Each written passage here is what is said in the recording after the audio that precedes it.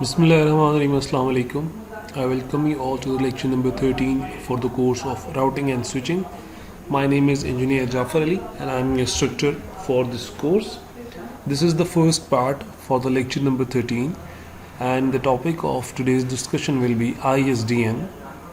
In the last lecture, we have studied about one of the protocol known as PPP, that is point to point protocol, and we discussed the configuration and the verification status of all of the protocol along with the implementation of it. So we will the lecture brief is mentioned over here. In today's lecture we are going towards all of this topic. This will be divided into two parts. In the first part we will be studying about the basics or introduction to ISDN, that is Integrated Services Digital Network. Then we will follow about its different channels that are there to ensure the working or the operation of this network. Then we will look at different services that is provided there, and then we will talk about the different advantages of this network actually. And in the last part of this lecture, the second part of this lecture, we will be discussing the applications and architecture and how these are these ISDN devices and how do they operate in different kinds of network and devices. And in the last I will give you some reference points as well as the layer wise specifications for this network. So let's start with ISDN. So ISDN stands for, that Integrated Services Digital Network, and it is an international standard.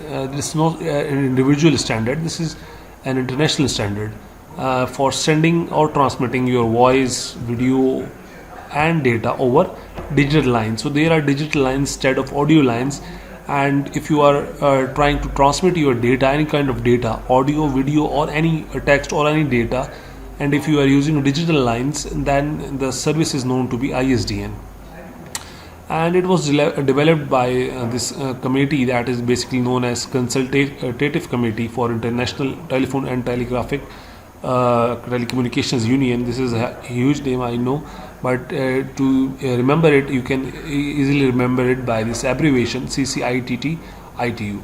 That is International Telecommunications Union. This is an international body that basically do the name nomenclature working so that it will be under this umbrella. So ISDN uses a standard telephone line or a copper wire pair in a home or an office, and it converts it from a single analog circuit to multiple high-speed digital circuits capable of transmitting audio, still images, motion videos, or any text data simultaneously. So you can send all of these simultaneously by basically just converting analog signal, analog circuit into high speed digital lines. You know that the speed of data is basically manageable in high speed digital circuits and easier for processing as well. So that is why we can use ISDN. So different channels are there to make sure that this ISDN is working efficiently. So to ensure the performance of this ISDN network, so there are channels, and the first channel is known as the B channel. The B stands for barrier, and so the B channel means the barrier channels, and these are used to transport data. B channels are called barrier channels because they bear and carry the data. So the operating speed of this is a maximum frequency of this operating channel is basically 64 kbps, and the speed might be lower depending upon the service provider. So this is the maximum speed, but the provider can change the speed, and this is only for the transmission of data. So barrier channel is only dedicated for the transmission of data. Then there comes the D channel, and D channel is basically only available for the control purposes, for the control signaling. So the D channel is used for control signaling, call setup, call establishment, call failure. These are all basically covered in this D channel, and it may also carry some data, but it is not always the case. You can also allocate different channel like B channel for the data, but if you are having a small data, you can that your data does not require any specific channel to be reserved, so that you can use this D channel as well for some data, not all many huge data, but small data. So the D channel carries the signaling information for setting up and clearing down the calls. If you want to set up a call, you can set up, and if your call is terminated or finished, you can basically do the same in the reverse process to clear down the lines. Similarly, ISDN signals new calls, new data calls using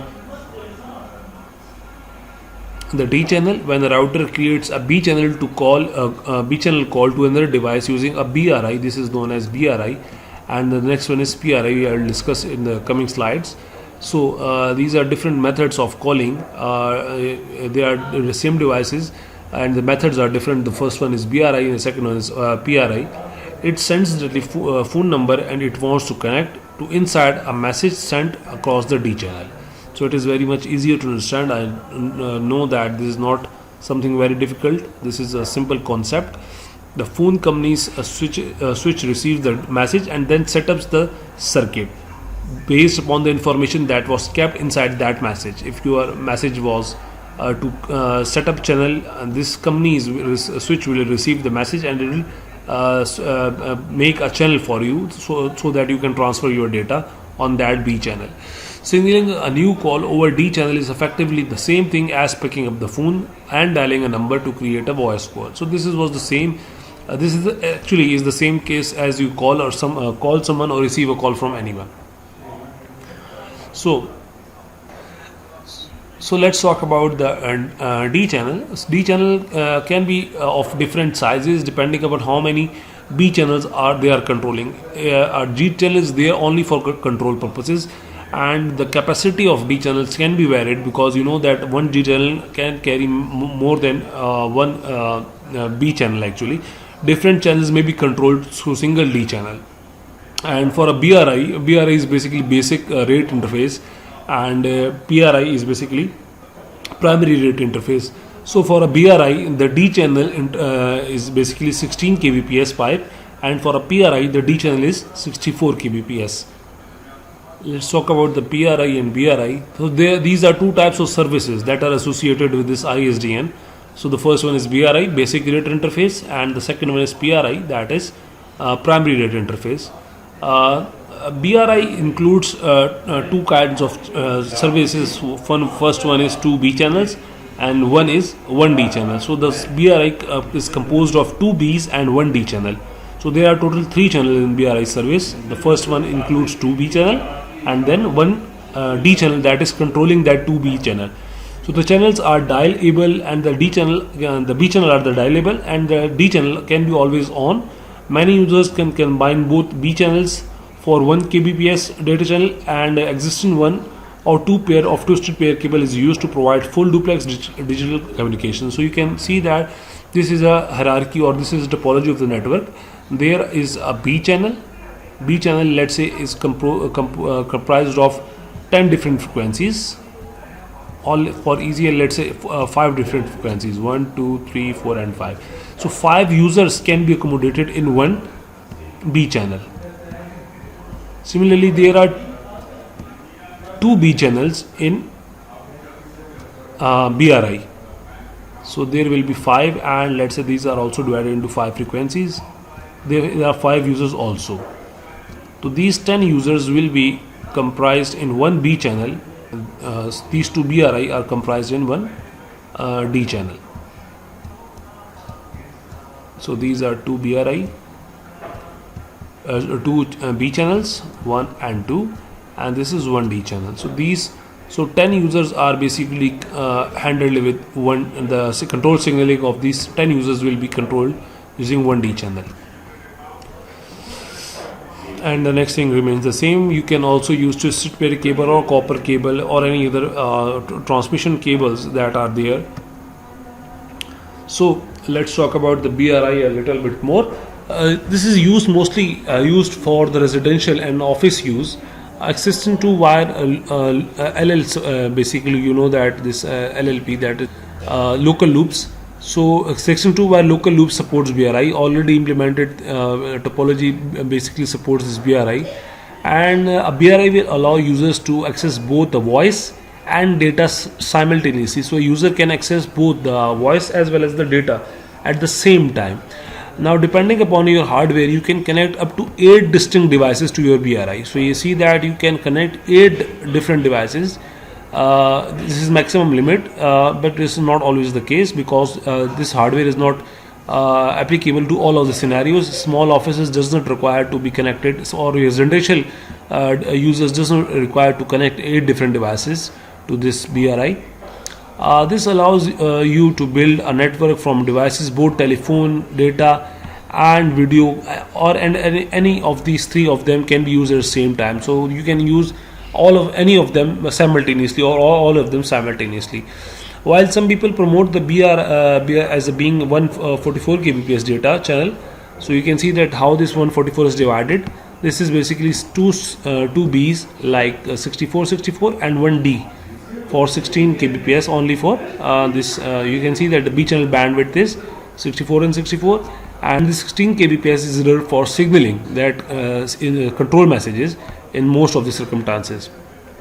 So this is how your bandwidth is divided in the BRI service.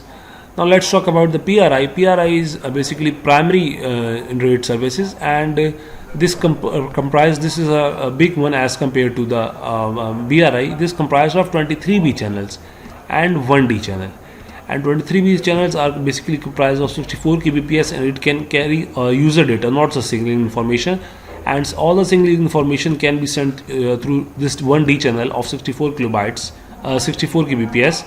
It can carry the control and signaling information. It can support the user data if required, and it can also provide you signaling protocols comprises of any of the OSI layers from 1 to 3. So any of the OSI layers, basically processes involved in that layer, can be supported in this channel as well.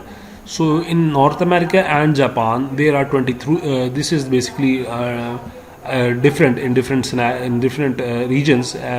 In North America and Japan, there are 23B and 1D in this PRI, but in America and other countries, there is mostly 30Bs and 1D in this region. So it can in North America and Japan, it can support up to 1.544 Mbps of bit rate, and in the Australia and other parts of the world, you can see that it supports the total interface rate of 2.4048 Mbps. So now this is the comparison of BRI and PRI. This is the things that you are heard of, T1 and E1. I will tell you, this is SS7 signaling, and this involves T1 and E1. We will talk about it in the coming slides as well. So this is BRI, which comprised of two B channels and 1 D channel. So the total description is 2B plus D.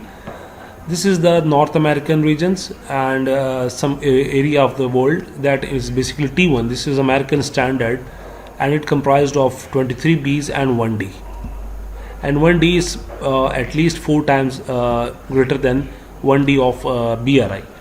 Similarly, this is the European and Australian standard of this PRI. This is known as E1, and it comprised of 30 Bs and 1D. D is the same as it was in the in the Latin America, but this B channels are different. So it comprised of 30 Bs and 1D. Now let's compare this BRI and PRI service with respect to the bandwidth. So the BRI is comprised of 64 bytes. You know that there are 2 B channels, and each channel composed of 64 kbps. So total is 128 plus 16. It turns out to be 144. There are 23 V channels in the T1 PRI. You must know that T1 and E1 is associated with the regions. This one is for American and this one for Australian. This is known as American Standard USA T1. So in T1 there are 23 B channels, and each channel is comprised of 64 kbps. So the total bandwidth or total bit rate will be accordingly 1.54 for Mbps. Similarly, this E1 standard of PRI will be comprised of 30 Bs and 1D, and there is also one synchronization channel as well. But you can see that you can also, this is basically, you can compensate this information into this as well, because it is not a huge information, this is a small information. So 64 times 30 plus 64, you can get this 2.048 Mbps. So this is you can see that this has a huge data rate provided to you by this E1 standard. Now let's talk about some of the connectivity, dial-up connectivity technology using this T1 and E1.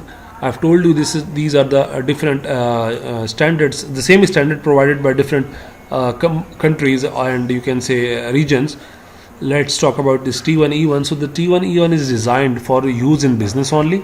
A T1 boosts 24 TDM channels via 2 copper wires, and E1 offers 32 channels with a 2.048 Mbps data rates. So the correct connection is dedicated. All of these connections are dedicated. So like a BRI, and the T1 E1 remains connected and communicating to the switch all the time, even if there is no active call. So if there is no active call, there will be also the connection established also, and no one will be using that service, but it will be connected all the time. Similarly, T1 in E1 is also referred as a digital service, TS1. So this is the combination of T1 and E1. Mostly people use these terminologies. Laymen use this technology, but for you it must be understood that these are more preferred, T1 and E1, so that people may know that you know about the concept of T1 and E1 PRI. T1 is carrying 1.554 between the switch and the customer premises equipment. So CPE is very important. This is the equipment. CPE is equipment which is basically contained in the premises of the customer. For example, in a household or in an office or in a cabin. It is not public. It is basically somewhere in the underhold or the premises of the user. That is known as CPE, customer premises equipment. Now let's talk about the advantages of ISDN. So ISDN is basically something that is providing to you many benefits as compared to the conventional methodologies of transmission, that is analog transmission. So the first one in ISDN advantages is basically the speed. So you know that the digital data has very much of importance because of the ease of transmission and the control of the data. Similarly, the speed is also there. So data can be sent faster than ordinary lines. There is an upper limit to the amount of the information that an analog signal line can hold. Currently it is 52 kbps bidirectionally, and it is commonly available modems like that can have up to maximum speed of 54 kbps, but they are limited by quality of analog connection and routinely go up to 45 to 50 kbps. So this is the maximum limit that you can achieve. The next advantage and the major advantage of which we have preferred, and mostly people study this ISDN, is the connectivity of these multiple devices. I have already told you that you can connect many devices with this kind of topology or this kind of networking.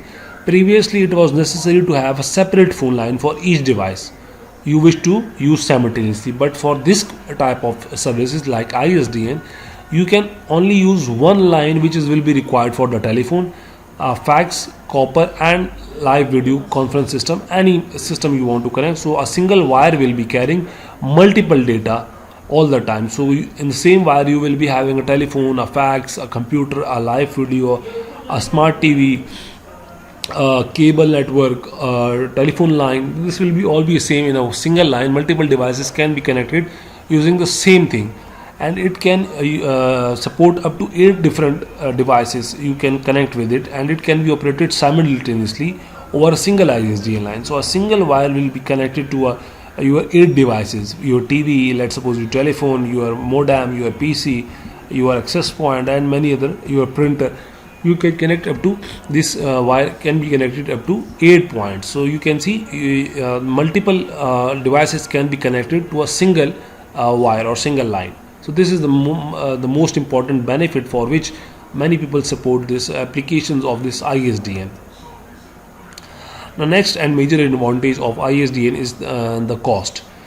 Simultaneously sending audio, video, data services over a single pair of copper cable can reduce the infrastructure. You know that if you are trying to lay down the topology or network that supports a telephone, let's say there are three devices. One is your telephone, one is your this is your telephone, this is your TV, and the third one is, let's say, your router, your internet router.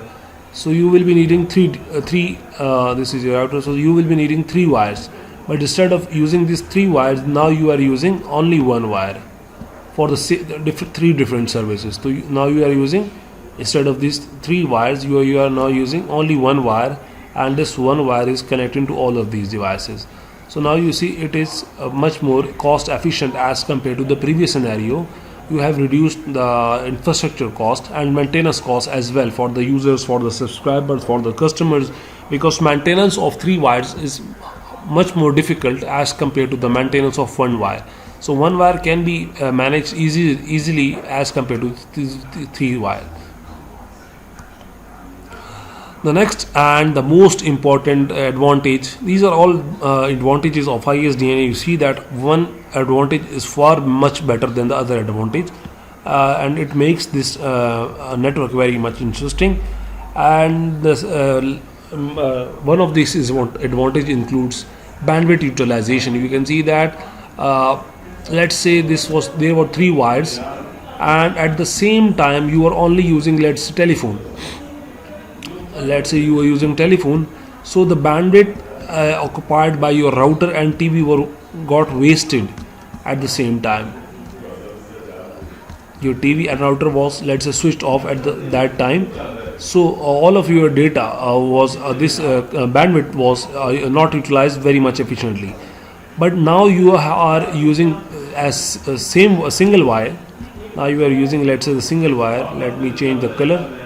Now let's say you are using the single wire, and if you are not using the telephone, television and this router, so all of this bandwidth will be given to you in your telephone line. So you see how you have efficiently used your bandwidth. Instead of allocating something that you are not using, you are allocating all the resources to that thing that you are using. So you are basically utilizing your bandwidth much efficiently as compared to your analog infrastructure. And in the last but not the least, there is a better quality of all the transmission because of the good bandwidth utilization and good maintenance. You can achieve higher quality as compared to your previous analog transmission qualities, because you know that digital transmission produce a much clearer and quieter voice telephone wires and more reliable and accurate connectivity than analog technology. So this was these are some major advantages. And other small advantages include faster connection time. Your connection is established much more faster as compared to your previous technologies. And one of the major advantages basically includes compatibility.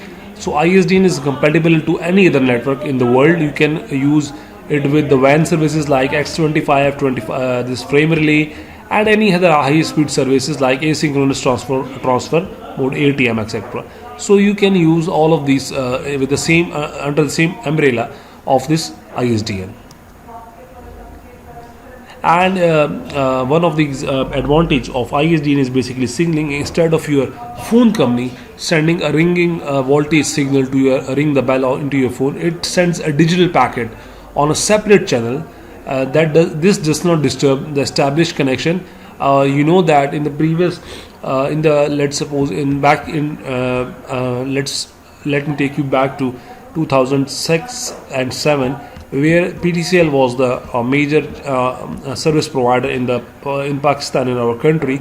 So there was a big disadvantage, as one of the, let's say this is a household, and in your house you are using a computer or internet services, and anyone if pick up the phone, this was your PSTN phone, and anyone if picked that phone, your net was disconnected, because this only includes one connection establishment at a single time. But this ISDN, that advancement in ISDN basically provides you that your established connection will not be disturbed because of any other transmission or connection that is included in that line.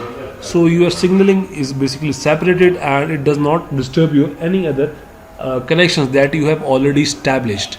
So these are some major advantages due to which this ISDN is preferred as compared to analog transmission. So this is the end of the first part. I have completed up to the advantages of ISDN, and I hope that you have learned quite a lot. In the next part of this lecture, I am going to discuss the applications as well as the operations as well as the architecture of this ISDN. There are huge topics that are left in this ISDN networking. So we will be discussing that topics in the coming part of the lecture. Write down good questions with you so that you can ask me in the class, and I'll see you in the second part of the lecture. Thank you very much. Keep watching the second lecture. Allah Hafiz.